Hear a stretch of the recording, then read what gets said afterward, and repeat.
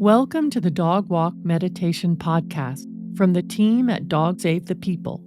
My name is Annette McGivney, and I'm your guide for Season 2 of the show. Where I live in Colorado, I love to do off-leash dog walks with my yellow lab, Trudy. In this short advisory message, I'll explain some of the benefits and preparations needed to safely walk your dog off-leash. This advice will protect your dog and wildlife to create the most enjoyable dog walk experience for all.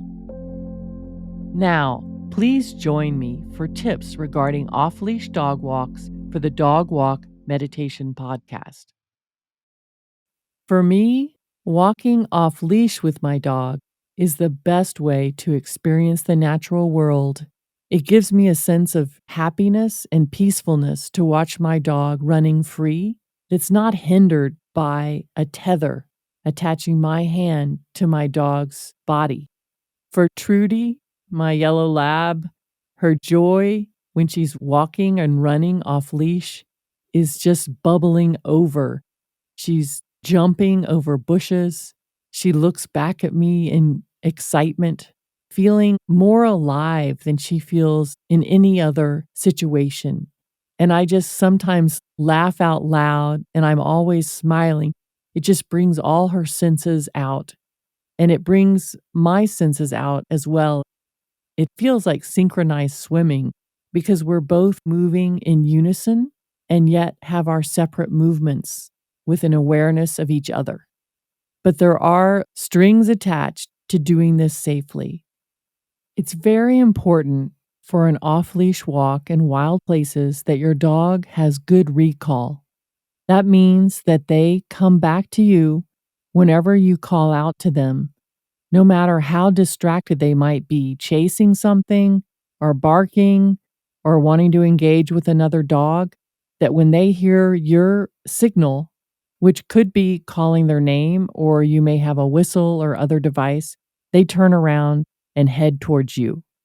Maybe you're lucky enough where you have a kind of dog that will always come back to you when you call, but that doesn't mean for all the rest of us that we can't take our dog off leash in wild places.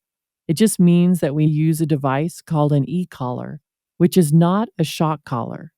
Having an e-collar gives you a sense of security that the dog will be able to come back.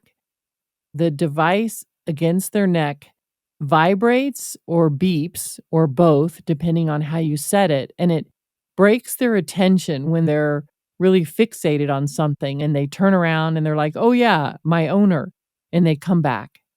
It's worked wonderfully for me. I've had 2 dogs in the past when this technology with e-collars wasn't available, and there were some instances where my dogs chased wildlife. Today, now that I have an e-collar with Trudy, I know I can communicate with her. When I'm getting ready to go on an off-leash hike, I start putting on my shoes, I get my backpack, and Trudy starts to think, am I going with you? What's happening? And as soon as she sees me pull the e-collar off its hook on the wall, she starts jumping up and down and wagging her tail. She knows we're going together. Because our off-leash walks are so important, I want the e-collar to be associated with joy. And so that's the only time that I use it. The communication tool works because when she's too far, she may not hear my voice or she may not want to pay attention to my voice in the way that the e-collar with its vibration and beeps on her neck gets her attention. Such a relief to me, and it keeps her safe and it keeps wildlife safe. I often run into other people on the trail who also have their dogs using e-collars. When we run into each other, I often say, how are you liking that collar? And they always say, oh, it's great. I couldn't live without it. They rarely actually have to use it. It's just in the beginning stages when you're training your dog with the e-collar that you may be needing to punch that remote to get their attention. But after a while, it just becomes second nature for the dog to want to turn around and come towards you as a result of that training with the e-collar. We're trying to be responsible in the outdoors with our dogs, but we're also trying to enjoy nature at its best, which is off leash. And you will discover a deep joyful and healing experience with your dog in nature. Thank you for listening to this episode of the Dog Walk Meditation Podcast, created by As It Should Be Productions, an original content studio. It is made with the support of executive producer Scott Benaglio and producer and editor Jack Summer. The goal of this show is to deepen our connection with our dogs by adding meditation to daily dog walks that make both our lives better. We also hope the show will inspire you to spend more time outdoors with your dog, and if you have access to the appropriate environment, that you can let them run free and off-leash beside you. Please re-listen to these dog walk meditations and make them part of your daily dog walking routine.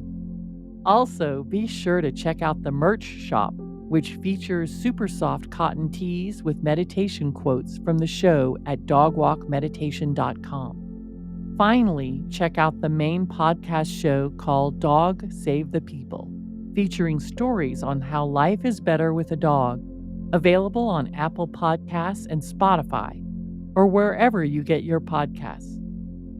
Follow the show on social media on Instagram, Facebook, and Twitter. To sign up for the monthly email newsletter, go to dogsavethepeople.com and you will get first access to all kinds of exclusive dog-centric content, episode previews, show merch deals, and more.